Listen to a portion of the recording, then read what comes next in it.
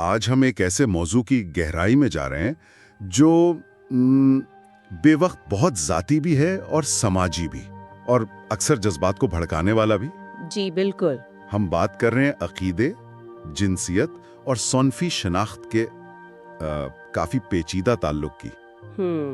یہ واقعی ایک ایسا سنگم ہے جہاں بہت کچھ آپس میں ملتا ہے اور ٹکراتا بھی ہے۔ صحیح کہا، یہ جدید دور کے بڑے سماجی اور نظریاتی چیلنجز میں سے ایک بن گیا ہے نا؟ ایسا لگتا ہے معاشروں میں گہری تقسیم پیدا ہو گئی ہے اس پر۔ جی ہاں، یہاں صدیوں پرانی مذہبی روایات ہیں، مقدس کتابوں کی الگ الگ تشریحات ہیں، اور پھر دوسری طرف انسانی تجربہ ہے، سائنس ہے، حقوق کی نئی سمجھ بوجھ ہے۔ بالکل۔ تو آج ہماری اس تفصیلی گفتگو کا مقصد یہی ہے کہ ذرا سمجھنے کی کوشش کریں مختلف زاویوں سے۔ جی، ہم نے جو مواد اکٹھا کیا ہے، تحقیق ہے، مضامین ہے، کچھ سروے بھی ہیں مختلف مذہبی نقطہ نظر پر، اس کی بنیاد پر ہم LGBTQ+ افراد سے جڑے مسائل کو دیکھیں گے۔ یعنی ہم جنس پرست، دو جنس پرست، ٹرانسجینڈر، کوئر افراد۔ جی، خاص طور پر ہم جنس شادی کا معاملہ، ٹرانسجینڈر شناخت کی قبولیت اور مذہبی کمیونٹیز میں ان کی شمولیت، ان معاملات پر کیا خیالات ہیں مختلف مذہبی حلقوں میں اور غیر مذہبی لوگوں میں بھی؟ اور ان خیالات کے پیچھے منطق کیا ہے؟ کیا دلائل ہیں؟ مذہبی حوالے یا فلسفیانہ بنیادیں؟ تاریخ کیا کہتی ہے؟ بالکل، اور وہ کون سے بنیادی نقطے ہیں جہاں آ کر بات اٹک جاتی ہے، جہاں اختلاف ہیں؟ ہمارا مقصد دیکھیں کوئی فیصلہ سنانا نہیں ہے۔ نہیں، بالکل نہیں۔ بس کوشش یہ ہے کہ یہ جو الگ الگ اور اکثر بالکل مختلف نظریات ہیں، انہیں ان کی اپنی جگہ پر سمجھا جائے، ان کی اپنی منطق کے ساتھ۔ اور یہ سمجھنا اس لیے بھی ضروری ہے میرے خیال میں کہ یہ بحث صرف الگ الگ مذاہب کے درمیان نہیں ہے۔ نہیں، بالکل نہیں۔ اکثر تو ایک ہی مذہب کے اندر آپ کو بہت گہری اختلافات ملیں گے۔ یہ نظریاتی تقسیم بہت واضح ہے۔ تو آئیے اس بحث کی جڑ میں چلتے ہیں۔ بنیادی طور پر جو کشمکش نظر آتی ہے وہ شاید روایت اور جدیدیت کے بیچ ہے۔ جی، یہ ایک اہم نقطہ ہے۔ ایک طرف تو وہ مذہبی تشریحات ہے جو کہتی ہیں کہ بھئی مقدس کتابوں کے جو احکامات ہیں وہ اٹل ہیں، ان کی بس ایک ہی مستقل تشریح ہو سکتی ہے، تاریخی طور پر بھی وہی مانے تھے، آج بھی وہی ہیں، یعنی لازوال اخلاقی قوانین۔ ہاں۔ اور دوسری طرف وہ سوچ ہے جو کہتی ہے کہ نہیں، ان کتابوں کو، ان باتوں کو ان کے تاریخی اور ثقافتی پس منظر میں دیکھنا چاہیے۔ بالکل، یہ نظریہ محبت، انصاف، رحم، شمولیت جیسے جو بڑے اصول ہیں مذہب کے، ان پر زیادہ زور دیتا ہے، اور چاہتا ہے کہ ان کا اطلاق آج کے سب انسانوں پر ہو، ان کی شناخت یا رجحان کچھ بھی ہو۔ جی، یہیں پر وہ ہرمنیوٹکس یعنی تشریح کے جو اصول ہیں ان کا کردار بہت اہم ہو جاتا ہے۔ یعنی یہ سمجھنا کہ پرانے زمانے کی لکھی باتوں کا آج کیا مطلب لیا جائے، یہ فن یا علم؟ ہاں، یوں کہہ لیں، لیکن یہ صرف الفاظ کے معنی نکالنے کی بات نہیں ہے۔ اصل تصادم آپ دیکھیں تو دو طرح کی اتھارٹی یا اختیار کے بیچ ہے۔ اچھا، وہ کیسے؟ ایک طرف وہ اتھارٹی ہے جو خدا کی طرف سے نازل ہوئی وحی کو دی جاتی ہے، جو کتابوں میں لکھی ہے، اور دوسری طرف وہ اتھارٹی ہے جو آج انسان کے عقل کو، سائنس کو، ذاتی تجربے کو اور انفرادی حقوق کے فلسفے کو حاصل ہے۔ تو بنیادی سوال یہ ہے کہ حتمی رہنمائی کہاں سے ملے گی، قدیم متن سے یا جدید انسانی سمجھ سے؟ بالکل، یہی بنیادی کشمکش ہے۔ یہ واقعی ایک بنیادی نقطہ ہے۔ اچھا، تو اب دیکھتے ہیں کہ یہ کشمکش دنیا کے بڑے مذاہب میں کیسے نظر آتی ہے۔ عیسائیت سے شروع کرتے ہیں۔ جی ضرور۔ یہاں تو اختلافات بہت ہی واضح ہیں، اعداد و شمار بھی بڑے دلچسپ ہیں۔ جیسے امریکہ میں ہم جنس شادی کی حمایت اگرچہ عیسائیوں میں مجموعی طور پر بڑھی ہے، 2014 میں کوئی 44% تھی، اب 55% کے قریب ہے۔ جی، اضافہ تو ہوا ہے۔ لیکن یہ حمایت یکساں نہیں ہے۔ ایونجیلیکل عیسائیوں میں اب بھی کم ہے، شاید 38%، جبکہ مین لائن پروٹیسٹنٹ اور کیتھولک ان میں یہ 70% تک پہنچ گئی ہے۔ جی ہاں، یہ فرق بہت نمایاں ہے۔ عیسائیت میں اس مسئلے پر آپ کہہ سکتی ہیں دو بڑے دھارے ہیں۔ ایک روایتی یا قدامت پسند نظریہ ہے، یہ آپ کو زیادہ تر ایونجیلیکل، کیتھولک اور آرتھوڈاکس حلقوں میں ملے گا۔ اور یہ کیا کہتے ہیں؟ یہ نظریہ بائبل کے کچھ خاص حوالوں پر بہت زور دیتا ہے، عہد نامہ قدیم سے بھی جدید سے بھی، جیسے کتاب احبار یعنی لیویٹیکس، اس کی آیات 18.22 اور 20.13 جو مردوں کے درمیان جنسی تعلق کو مکروہ کہتی ہیں۔ پھر رومیو کے نام خط رومنز 1.26-27 اسے بھی ہم جنس پرستانہ رویے کی مذمت مانا جاتا ہے، اور کتاب پیدائش جینیسس 1.27 کہ خدا نے انسان کو مرد اور عورت بنایا، اسے شادی کا واحد خدائی نمونہ کہا جاتا ہے۔ اچھا، اور یہی آیت پھر ٹرانسجینڈر شناخت کے خلاف بھی استعمال ہوتی ہوگی؟ جی بالکل، دلیل یہ دی جاتی ہے کہ خدا نے جنس کو صنعی یعنی صرف مرد یا عورت اور ناقابل تبدیلی بنایا ہے۔ اور اس کے مقابلے میں دوسرا نظریہ جو ترقی پسند یا لبرل کہلاتا ہے، وہ انہی کتابوں کو کیسے پڑھتے ہیں؟ وہ ایک الگ زاویہ پیش کرتے ہیں۔ یہ نظریہ آپ کو Episcopal Church, United Church of Christ اور بہت سے مین لائن پروٹسٹنٹ گروہوں میں ملے گا۔ یہ زیادہ شمولیتی تشریح کرتے ہیں۔ یعنی ان کا کہنا ہے کہ بائبل کی جن آیات میں مذمت نظر آتی ہے وہ شاید مخصوص تاریخی حالات سے متعلق تھیں۔ ہو سکتا ہے ان کا تعلق بت پرستانہ رسومات سے ہو یا طاقت کے غلط استعمال سے، جنسی استحصال سے۔ آج کے دور کے جو رضامندی پر مبنی محبت بھرے ہم جنس تعلقات ہیں ان سے نہیں۔ تو وہ کس چیز پر زور دیتے ہیں؟ وہ یسوع مسیح کی تعلیمات کے جو وسیع تر پہلو ہیں ان پر زور دیتے ہیں۔ محبت، رحم، سب کو قبول کرنا۔ غلطیوں 3.28 جیسی آیات کو بنیاد بناتے ہیں۔ نہ یہودی رہا، نہ یونانی، نہ غلام، نہ آزاد، نہ مرد نہ عورت، کیونکہ تم سب مسیح یسوع میں ایک ہو۔ اور ٹرانسجینڈر شناخت کے بارے میں؟ اس حوالے سے وہ کہتے ہیں کہ ہر انسان خدا کی صورت پر بنا ہے، اور کسی شخص کی اپنی حقیقی ذات، اس کی آتھینٹک سیلف کو تسلیم کرنا اس کی روحانی اور نفسیاتی صحت کے لیے ضروری ہے۔ کیا اس نظریے میں وقت کے ساتھ کوئی تبدیلی بھی آئی ہے؟ مطلب تاریخی طور پر؟ یقیناً بہت اہم تبدیلیاں آئی ہیں۔ اگرچہ پہلے روایتی نظریہ ہی غالب تھا، لیکن 20ویں اور خاص طور پر 21ویں صدی میں بہت کچھ بدلا ہے۔ کچھ فرقوں نے تو باقاعدہ معافی مانگی ہے، ماضی میں LGBTQ+ افراد کو جو نقصان پہنچایا گیا۔ اچھا جی، اور LGBTQ+ افراد کو پادری یا رہنما بننے کی اجازت دینے، ہم جنس شادیوں کی چرچ میں تقریب کرنے، ان سب پر بہت بحثیں ہوئی ہیں اور کئی فرقوں نے اجازت دے بھی دی ہے۔ اور وہ پوپ فرانسس والی بات 2023 کی؟ ہاں، وہ فیڈیوشیا سپلیکنس دستاویز، اس نے بھی ایک نئی بحث چھیڑی۔ اس نے ہم جنس جوڑوں کے لیے غیر رسمی دعاؤں کی اجازت تو دی، مگر شادی کے روایتی نظریے کو بھی برقرار رکھا۔ یعنی ایک باریک سا فرق رکھا۔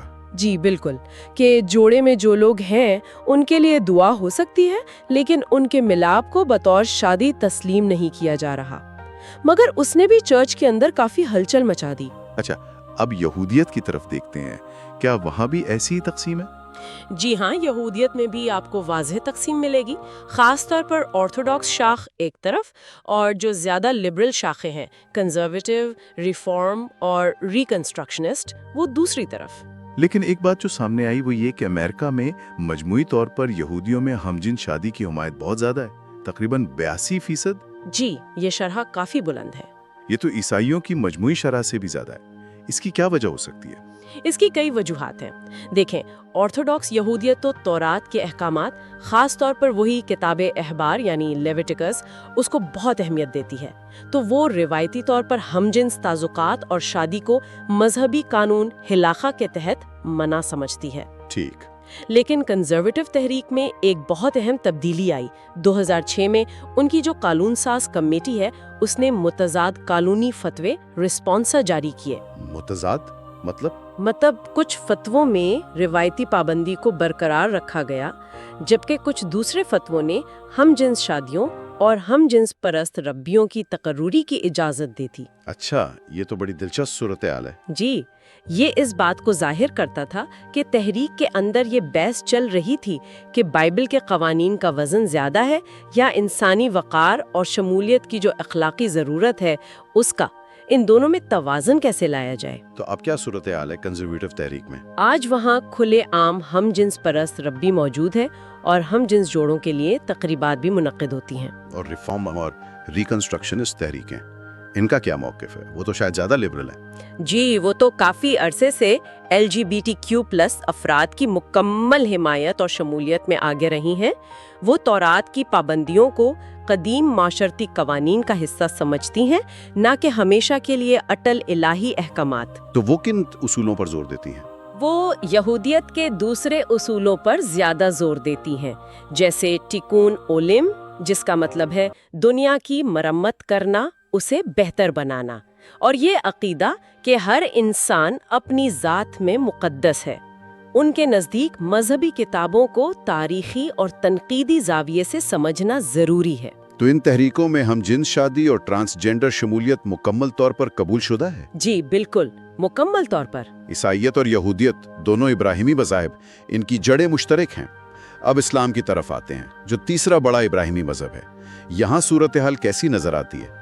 ज़राए तो बताते हैं कि यहाँ अक्सर मामला ज़्यादा पेचीदा है और LGBTQ+ अफराद के लिए चैलेंजिंग भी हो सकता है। जी, ये बात किसी हद तक दुरुस्त है। इस्लाम में भी आपको रवायती और तजदीद पसंद नज़रियात के दरमियान एक कशमकश मिलेगी। आदाद-ओ-शुमार क्या कहते हैं? अमेरिका में मुसलमानों में हमजिन्स शादी की हिमायत तकरीबन 50% के करीब है। ये यहूदियों या मेन लाइन प्रोटेस्टेंट से तो कम है, लेकिन एवांजेलिकल से ज़्यादा है। और ट्रांसजेंडर कबूलियत? वो शरह निस्बतन कम है, तकरीबन 30% के आसपास। रवायती इस्लामी फ़िक़ा इस बारे में क्या कहती है? रवायती इस्लामी फ़िक़ा, जो ज़ाहिर है कुरान और हदीस की तशरीहात पर मुबनी है, वो आम तौर पर हमजिन्स परस्ताना अमाल को गुनाह समझती है। कौम लूत का किस्सा? जी, कुरान में कौम लूत का किस्सा अक्सर इसी तनाजुर में पेश किया जाता है कि उस शहर को उनके मकीनों के गुनाहों की वजह से तबाह किया गया और इसे हमजिन्स परस्ती की इलाही मुजम्मत समझा जाता है। और हदीस में? कुछ अहादीस में भी हमजिन्स परस्ताना रवैये के लिए सजाएं बयान की गई हैं। एक और तस्वर फितरत का है, यानी इंसान की पैदाइशी या कुदरती हालत। इसे भी दलील के तौर पर इस्तेमाल किया जाता है कि इंसान कुदरती तौर पर मुखालिफ जिन्स की तरफ ही राग़िब होता है और जिन्स सिर्फ मर्द या औरत ही होती है। लेकिन आपने तजदीद पसंद नज़रियात का भी जिक्र किया, वो कुरान और हदीस की उन्हीं बातों को कैसे देखते हैं? ये तो बहुत बड़ा फ़र्क लगता है। बिल्कुल, ये एक बड़ा फ़र्क है। तजदीद पसंद उलमा और बहुत से LGBT+ मुस्लिम कारकुनान जो हैं, वो इन्हीं मतून का असरनो जायज़ा ले रहे हैं। उनकी क्या दलील है? उनका कहना है कि कौम लूत का किस्सा बुनियादी तौर पर मेहमान नवाजी से इनकार, इज्तिमाई ज़्यादती और ताकत के नाजायज़ इस्तेमाल के बारे में था, न कि दो बालिग अफराद के दरमियान रज़ामंदी पर मबनी ताल्लुकात के। अच्छा। वो कुरान की दूसरी आयत की तरफ भी तवज्जो दिलाते हैं, जो अल्लाह की तख्लीक में जो तनव्वो है, रंगारंगी है, उसे बयान करती हैं और दलील देते हैं कि इस तनव्वो में जिनसी रुझान और सनफी शनाख्त की मुख्तलिफ सूरतें भी शामिल हो सकती हैं। क्या इसमें कोई तारीखी पहलू भी अहम है, जैसे कवानीन वगैरह का? जी हाँ, ये बात काबिले ज़िक्र है कि आज बहुत से मुस्लिम अक्सरियती ममालिक में LGBTQ+ अफराद के खिलाफ जो कवानीन हैं, उनमें से कई नौ आबादियाती दौर की मिरास हैं, यानी मगरबी ताकतों के नाफिज करदा कवानीन पर मबनी है। अच्छा,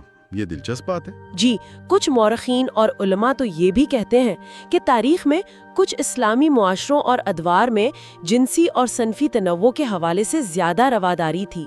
यहाँ तक कि अदब और शायरी में हमजिन्स परस्ताना मौज़ूआत भी मिलते हैं। और ईरान वाली मिसाल, वो क्या है? हाँ, वो एक दिलचस्प केस है। जदीद ईरान में ट्रांसजेंडर अफराद के लिए जिन्स की तब्दीली की सर्जरी कानूनी तौर पर जायज़ है। रियासत मदद भी करती है, लेकिन इसे तिब्बी ज़रूरत समझा जाता है, शनाख्त के हक के तौर पर नहीं, जबकि हमजिन्स परस्ती अब भी वहाँ गैर कानूनी है। वाकई ये बहुत पेचीदा तस्वीर है। अच्छा, इब्राहिमी मज़ाहिब से हटकर अगर हम मशरिक की तरफ चलें, हिंदू मत को देखें, तो वहाँ तो सूरत हाल बिल्कुल अलग लगती है। जी, काफ़ी मुख्तलिफ है। ज़राए बताते हैं कि रवैये ज़्यादा लचकदार हैं, अकीदे की इतनी सख्ती नहीं। अमेरिका में हिंदुओं में हिमायत की शरह बहुत ऊंची है, 88% हमजिन्स शादी के हक में और 67% ट्रांसजेंडर कबूलियत को मुस्बत समझते हैं। ये दुरुस्त है। हिंदू मत में देखें ना, कोई एक मरकजी मुक़द्दस किताब या वाज़े अहकामात का सेट नहीं है, जैसा इब्राहिमी मज़ाहिब में है, जो बराह रास्त हमजिन्स परस्ती या ट्रांसजेंडर शनाख्त की मज़म्मत करे। तो फिर बुनियाद क्या है इस कबूलियत की? ہندوؤں کی جو قدیم کتابیں ہیں، مہاکاوی ہیں، جیسے مہابھارت، پران ہیں، ان میں ایسی کئی کہانیاں ہیں جہاں دیوتاؤں، دیویوں یا قابل احترام شخصیات نے اپنی جنس تبدیل کی، یا ان میں مردانہ اور زنانہ دونوں خصوصیات تھیں، یا ہم جنس محبت کا اظہار ہوا۔ کام سوتر کا بھی ذکر آتا ہے؟ جی، قدیم کتاب کام سوتر میں بھی مختلف قسم کے جنسی تعلقات کا ذکر ہے۔ مندروں کی پرانی مورتیوں اور آرٹ میں بھی جنسی تنوع کی عکاسی ملتی ہے۔ ہندو مت میں تیسری جنس کا تصور، ترتیہ پرکرتی اور ہجڑا کمیونٹی کی بھی تو ایک لمبی تاریخ ہے۔ جی بالکل، ترتیہ پراکرتی ایک پرانی سنسکرت اصطلاح ہے ان لوگوں کے لیے جو روایتی مرد یا عورت کے خانے میں نہیں آتے، اور ہجڑا کمیونٹی جو خود کو اکثر تیسری جنس ہی سمجھتی ہے، وہ تو بر صغیر میں صدیوں سے ہے۔ ان کا معاشرے میں کیا کردار رہا ہے؟ روایتی طور پر تو انہیں خاص مقام حاصل تھا، شادی بیاہ اور پیدائش کے موقع پر ان کی دعائیں لی جاتی تھیں، ان کا ایک رسمی کردار تھا۔ لیکن پھر برطانوی موبادیاتی دور آیا تو انہیں مجرم قرار دیا گیا، ان کے ساتھ برا سلوک ہوا۔ اور اب حالیہ دہائیوں میں بھارت اور دوسرے جنوبی ایشیائی ممالک میں ان کے حقوق کی بحالی اور قانونی شناخت کے لیے تحریکیں چلی ہیں۔ 2014 میں بھارتی سپریم کورٹ نے ٹرانسجنڈر افراد کو تیسری جنس تسلیم کیا۔ پھر 2018 میں ہم جنس پرستی کو جرم کے زمرے سے نکال دیا۔ یہ بڑی پیش رفت تھی۔ تو یہ لچک اور تاریخی قبولیت شاید آج کی بلند حمایت کی وجہ ہے؟ جی، ایسا لگتا ہے۔ یہ واقعی ایک بالکل مختلف زاویہ ہے۔ اچھا، بدھ مت کے بارے میں کیا خیال ہے؟ وہاں بھی حمایت کافی زیادہ ہے۔ 87% امریکی بدھسٹ ہم جنس شادی کے حق میں اور تقریباً 60% ٹرانسجنڈر قبولیت کو مثبت سمجھتے ہیں۔ لیکن بدھ مت کی بنیادی تعلیمات تو دکھ سے نجات پر ہیں۔ جی، بدھ مت کا زاویہ بھی منفرد ہے۔ جو ابتدائی مقدس تحریریں ہیں، پالی کینن، ان میں ہم جنس تعلقات کی کوئی براہ راست مذمت نہیں ملتی۔ تو پھر جنسی تعلقات پر کیا موقف ہے؟ بدھ مت میں بنیادی فکر یہ ہے کہ کسی بھی قسم کی شدید خواہش یا لگاؤ، اٹیچمنٹ، وہ دکھ کا باعث بن سکتا ہے، روشن خیالی یعنی نروان کی راہ میں رکاوٹ بن سکتا ہے، چاہے وہ تعلق ہم جنس ہو یا مخالف جنس۔ وہ جو 5 اصول ہیں ان میں سے ایک جنسی بدکاری سے پرہیز کا بھی ہے؟ جی، تیسرا اصول۔ لیکن بدکاری کی تشریح مختلف مکاتب فکر اور ثقافتوں میں الگ الگ رہی ہے۔ کچھ بات کی جو شرائیں لکھی گئیں یا مقامی ثقافتی روایات ہیں، ان میں ہم جنس پرستی کے بارے میں زیادہ منفی رویے بھی ملتے ہیں۔ دلائی لاما کے بیانات کا بھی ذکر آتا ہے، ان کے موقف میں کوئی تبدیلی آئی ہے؟ ہاں، دلائی لاما کے بیانات وقت کے ساتھ کچھ بدلے ہیں۔ پہلے وہ زیادہ روایتی تشریح کی طرف مائل نظر آتے تھے، لیکن بعد میں انہوں نے ہمدردی، عدم تشدد اور تمام انسانوں کے ساتھ بشمول LGBTQ+ افراد امتیازی سلوک نہ کرنے کی اہمیت پر بہت زور دیا ہے۔ لیکن وہ مختلف روایات کا احترام بھی کرتے ہیں؟ جی، وہ بدھ مت کی مختلف روایات کے اندر جو مختلف نظریات ہیں ان کا احترام کرتے ہیں۔ چونکہ بدھ مت میں خدا کا تصور مرکزی نہیں ہے، اس لیے بحث کا محور اکثر دکھ کم کرنے اور سب کے لیے ہمدردی جیسے عملی پہلوؤں پر رہتا ہے۔ یہ تمام مذہبی زاویہ دیکھنے کے بعد اب ان لوگوں کی بات کرتے ہیں جو کسی مذہب سے وابستہ نہیں ہیں۔ ان کا نقطہ نظر تو ظاہر ہے مذہبی کتابوں یا روایات پر نہیں ہوگا۔ بالکل، غیر مذہبی افراد جن میں لا مذہب، لا آدری، سیکولر ہیومنسٹ شامل ہو سکتے ہیں، وہ اپنے اخلاقی فیصلے عام طور پر عقل، منطق، سائنسی شواہد اور انسانی حقوق کے جو اصول ہیں ان کی بنیاد پر کرتے ہیں۔ ان کے لیے بنیادی اقدار کیا ہیں؟ انسانی وقار، مساوات، خود ارادیت یعنی اپنی زندگی کے فیصلے خود کرنا اور تکلیف کو کم کرنا۔ اور اعداد و شمار بتا رہے ہیں کہ اس گروہ میں LGBTQ+ حقوق کی حمایت سب سے زیادہ ہے۔ تقریباً 88% ہم جنس شادی کے حق میں، 85% ٹرانسجنڈر قبولیت کو مثبت سمجھتے ہیں۔ ان کی دلیل کی بنیاد کیا ہے؟ کئی نکات ہیں۔ سیکولر ہیومنزم کہتا ہے کہ بھئی سب انسان برابر ہے، انہیں اپنی زندگی اپنے فیصلے سے گزارنے کا حق ہے جب تک وہ دوسروں کو نقصان نہ پہنچائے۔ اور افادیت پسندی، یوٹیلیٹیرنزم، وہ فلسفہ کہتا ہے کہ وہ عمل سب سے اچھا ہے جو زیادہ سے زیادہ لوگوں کے لیے زیادہ سے زیادہ خوشی یا فلاح لائے اور تکلیف کم کرے۔ تو اس لحاظ سے LGBTQ+ افراد کو برابر حقوق دینا مجموعی خوشی بڑھاتا ہے اور امتیازی سلوک سے پیدا ہونے والی تکلیف کم کرتا ہے۔ وہ فطری قانون کے مذہبی تصور پر بھی تنقید کرتے ہیں؟ جی، وہ دلیل دیتے ہیں کہ جسے فطری کہا جاتا ہے وہ اکثر ثقافتی تعصبات اور وقت کے ساتھ بدلنے والے سماجی اصولوں کا عکس ہوتا ہے، نہ کہ کوئی آفاقی سچائی۔ کیا اس میں کوئی تاریخی یا سیاسی پہلو بھی ہے؟ جی ہاں، بالکل۔ روشن خیالی کے دور سے جو انسانی حقوق کی تحریکیں شروع ہوئیں، سائنس کا فروغ، ریاست اور مذہب کی علیحدگی پر زور، یہ سب سیکولر نقطہ نظر کی بنیاد ہے۔ اور وہ مذہبی بنیادوں پر امتیازی سلوک پر تنقید کرتے ہیں؟ جی، وہ اکثر مذہبی بنیادوں پر LGBTQ+ افراد کے ساتھ ہونے والے امتیازی سلوک اور نقصانات پر تنقید کرتے ہیں۔ جیسے امریکہ میں کچھ حالیہ سیاسی منصوبے ہیں، پروجیکٹ 2025 کا ذکر آتا ہے۔ ہاں، سنا ہے۔ اس میں شامل کچھ تجاویز کو LGBTQ+ حقوق کے لیے خطرہ سمجھا جاتا ہے اور ان کا تعلق کچھ خاص مذہبی اور قوم پرستانہ نظریات سے جوڑا جاتا ہے۔ تو یہ غیر مذہبی حلقے کہتے ہیں کہ بھئی قوانین تمام شہریوں کے لیے برابر ہونے چاہیے، کسی ایک مذہبی عقیدے پر مبنی نہیں۔